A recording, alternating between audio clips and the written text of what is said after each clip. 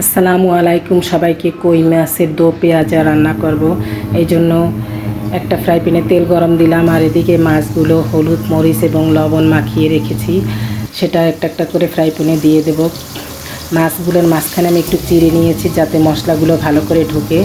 এরপর মাছগুলো এপিট এপিট করে সুন্দর সোনালি করে ভেজে নেব। দেখেন সুন্দর করে ভাজা হয়ে গিয়েছে। এবার একটা কড়াইতে কিছু পেঁয়াজ কুচি দিয়ে দিলাম, আর মাছ ভাজার তেলগুলো যে রয়েছে সেগুলো দিয়ে দিয়েছি, তেল নষ্ট হবে না। এরপরে পেঁয়াজগুলো ভালো করে ভেজে নিয়েছি। যখন আদা সিদ্ধ হয়েছে তখন মরিচ কুচি দিয়েছি এবং 1 চা চামচ লবণ দিয়ে দিলাম, আর 1 চা চামচ রসুন বাটা দিয়ে একটু নেড়ে চেড়ে নিয়েছি। এরপর 2 চা চামচের মতো পেঁয়াজ বাটা দিয়ে আবার একটু নেড়ে দিলাম।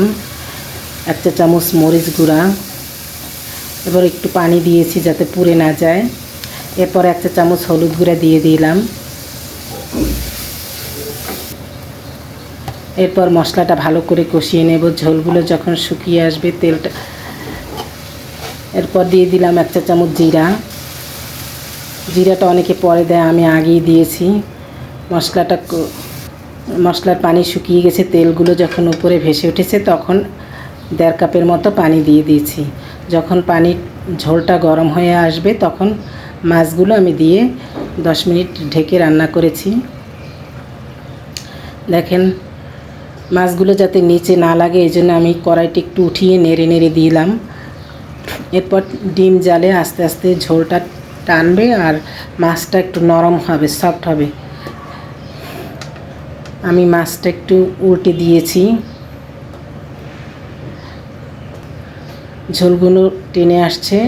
এবার উঠানের পালা। কই মাছটা হয়ে গিয়েছে। ভালো লাগলে লাইক